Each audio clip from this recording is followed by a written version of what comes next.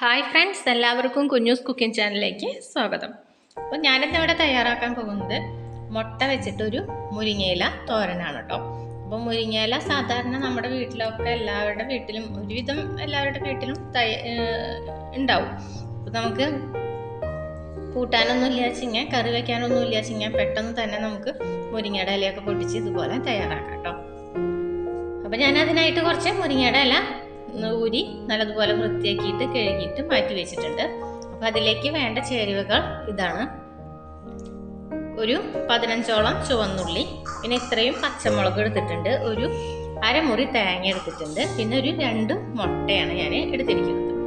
അപ്പോൾ ഇതൊന്ന് ജസ്റ്റ് ഈ ചുവന്നുള്ളി നാളികേരവും മുളകും കൂടിയിട്ട് ഒന്ന് ചെറിയ ജാറിൽ മിക്സിയുടെ ഒന്ന് ക്രഷ് ചെയ്തിട്ട് കൊണ്ടുവന്നിട്ട്, ഒരുപാട് അരയ്ക്കൊന്നും വേണ്ട, ചെറുതായിട്ട് ആ മുളകും ഉള്ളിയൊക്കെ ഒന്ന് ചതച്ചെടുക്കുക. അതിനുശേഷം ഞാൻ ഒരു പാൻ അടുപ്പത്തേക്ക് വയ്ക്കുന്നുണ്ട്. അതിലേക്ക് ഒരു 8 ടീസ്പൂണ് വെളിച്ചെണ്ണ ഒഴിച്ച് കൊടുക്കുന്നുണ്ട്. വെളിച്ചെണ്ണ ചൂടാകുമ്പോൾ 1/2 ടീസ്പൂണ് കടുക് ഇട്ട് കൊടുക്കുന്നുണ്ട്. ഇതുപോലെ 2 വറ്റൽമുളക് നടുക് പൊട്ടിച്ചിട്ട് ഇട്ട് കൊടുക്കുന്നുണ്ട്. പിന്നെ നമ്മുടെ ക്രഷ് ചെയ്തെടുത്തിട്ടുള്ള ആ നാളികേരവും ചുവന്നുള്ളി പച്ചമുളകും കൂടി ഇട്ടിട്ട് ജസ്റ്റ് ഒന്ന് വഴറ്റിയെടുക്കുന്നുണ്ട്. അധികം മൂപ്പിക്കുക അങ്ങനെയൊന്നും ആവശ്യമില്ല.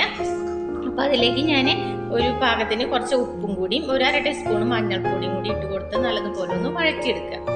അതിനുശേഷം നമ്മുടെ കഴുകി വൃത്തിയാക്കി വെച്ചിട്ടുള്ള മുരിങ്ങയുടെ ഇല ഞാൻ ഇട്ട് കൊടുക്കുന്നുണ്ട് കേട്ടോ. എന്നിട്ട് ഫ്ലെയിം എപ്പോഴും സിമ്മിൽ ഇട്ട് കൊടുക്കണം. ലോ ഫ്ലെയിമിൽ ഇട്ട് കൊടുത്തതിന് ശേഷം നല്ലതുപോലെ നമുക്കിതൊന്ന് ഇളക്കി എടുക്കാം. എന്നിട്ട് ഞാൻ ചെറു തീയിലൊന്നും ഇട്ടിട്ട് ഒന്ന് മൂടി വെക്കുന്നുണ്ട്.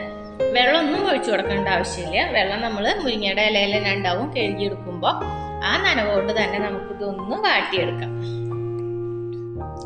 നല്ലതുപോലെ എപ്പോഴും ഇങ്ങനെ ഇളക്കിക്കൊണ്ടിരിക്കണം. ഇല്ലാച്ചിങ്ങ നമ്മൾ ആ സൈഡിലത്തെയൊക്കെ ഇങ്ങനെ കരിഞ്ഞു പോകാൻ ചാൻസ് ഉണ്ട്. അപ്പോൾ ഇതിങ്ങനെ ഇളക്കിയിട്ട് നല്ലതുപോലെ നമുക്കിതൊന്ന് വഴറ്റിയിട്ട് എടുക്കാം. അപ്പോൾ നമ്മൾ ഉപ്പ് എപ്പോഴും ഇലക്കറിയിലേക്ക് കുറവിട്ട് കൊടുത്താൽ മതി. അപ്പം ഞാൻ ആ ചുവന്നുള്ളിയുടെ ഇതൊക്കെ ചതച്ചത് ഇട്ട് കൊടുത്തതിന് ശേഷം ഉപ്പ് ഇട്ട് കൊടുത്തിട്ടുണ്ടായിരുന്നു മഞ്ഞൾപ്പൊടിയുടെ കൂടെ. അപ്പോൾ ആ ഉപ്പ് തന്നെ മതിയാവും. അപ്പോൾ ഇലക്കറിയിലൊക്കെ പെട്ടെന്ന് ഉപ്പ് പിടിക്കും. അതിനുശേഷം നമ്മുടെ 2 മുട്ട ഞാൻ ഒഴിച്ചു കൊടുക്കുന്നുണ്ട്. എന്നിട്ട് ഇതുപോലെ നമുക്കൊന്ന് ചിക്കിയെടുക്കാം.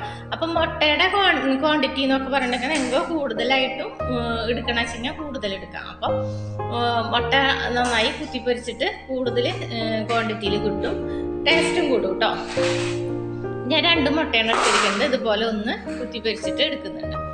അപ്പോൾ നമ്മുടെ മുരിങ്ങയില തോരൻ, മുട്ട ഇട്ടിട്ടുള്ള മുരിങ്ങയില തോരൻ റെഡി ആയിട്ടുണ്ട്. ഇനി ഞാനിതൊരു വേറൊരു പാത്രത്തിലേക്ക് സെർവ് ചെയ്തിട്ടുണ്ട്.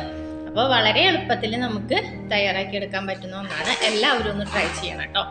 നിങ്ങൾക്ക് എൻ്റെ ചാനൽ ഇഷ്ടമാവുകയാണെന്ന് വെച്ചെങ്കിൽ ഒന്ന് സബ്സ്ക്രൈബ് ചെയ്യാനും ലൈക്ക് ചെയ്യാനും മറക്കരുത് കേട്ടോ. Okay, thank you.